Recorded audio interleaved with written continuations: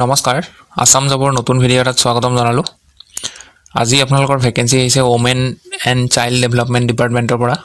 ইয়াত পোষ্ট আছে 1 নম্বৰতে ৰেচিডেণ্ট ছুপাৰিণ্টেণ্ডেণ্ট। কোৱালিফিকেশ্যনত ইয়াতে ফিমেলৰ কাৰণে হয়, এইটো ফিমেলহে এপ্লাই কৰিব পাৰিব। Any women having master in law, sociology, social work, social science, psychology and other similar discipline. ইয়াৰে যিকোনো এটা কোৱালিফিকেশ্যন থাকিলে এপ্লাই কৰিব পাৰে আৰু মিনিমাম 5 বছৰ এক্সপিৰিয়েঞ্চ লাগিব ইয়াতে কাম কৰা। 2 নম্বৰ ভেকেঞ্চিটো হৈছে অফিচ এছিষ্টেণ্টৰ কাৰণে আৰু ইয়াতে কোৱালিফিকেশ্যনত graduate at least 3 years experience working experience in handling office documentation related job with proficiency in working on computers. ইয়াতে মেল ফিমেল দুইটাই এপ্লাই কৰিব পাৰিব। 3 নম্বৰটো মাল্টিপাৰ্পাজ ষ্টাফ, পোষ্ট আছে 2টা। কোৱালিফিকেশ্যন ইয়াতে any person who is literate with knowledge and experience of working in the relevant domain. যিসকল high school pass কৰা কেণ্ডিডেট পাব তেওঁলোকক প্ৰিফাৰেঞ্চ দিব, আগত মানে মেট্ৰিক পাছ কৰাসকলক প্ৰিফাৰেঞ্চ দিব। 4 নম্বৰটো কুকৰ ভেকেঞ্চি আছে, 2টা ভেকেঞ্চি আছে ইয়াত। Any person who is literate with knowledge and experience of working in the relevant domain. ইয়াত কেৱল কাম কৰা নলেজখিনি থাকিলে হ'ল, কোৱালিফিকেশ্যনৰ কথা ইয়াতে মেটাৰ নকৰে। বাট যদি আপোনালোকৰ হাই ছেকেণ্ডেৰী মানে মেট্ৰিক পাছ কৰা আছে, আপোনালোকে যদি HSLC পাছ কৰিছে, তেতিয়াহ'লে তেওঁলোকক প্ৰিফাৰেঞ্চ দিব আগত।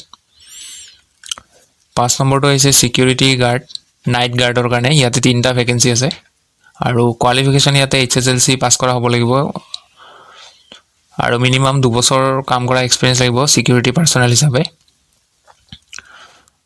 বয়স আপোনালোকৰ মিনিমাম 21 হ'ব লাগিব আৰু মেক্সিমাম 40 yearsলৈকে এপ্লাই কৰিব পাৰে আৰু ৰিলেক্সেশ্যন পাব, কাষ্ট ৱাইজ ৰিলেক্সেশ্যন পাব, ইয়াত দিয়া আছে, চাই ল'ব।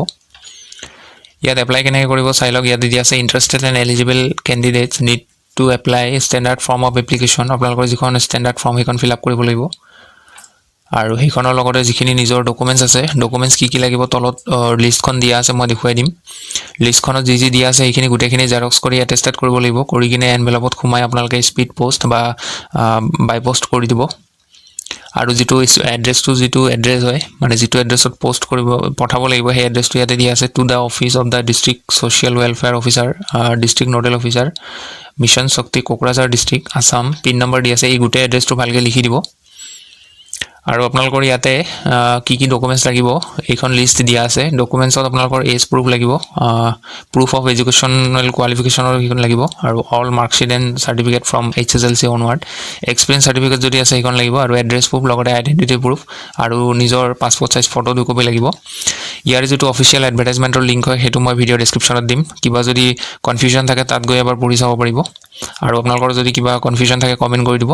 চ' এইখিনি আছিলে ভিডিঅ'টোত জনাবলগীয়া। আজিলৈ আহোঁ, ধন্যবাদ।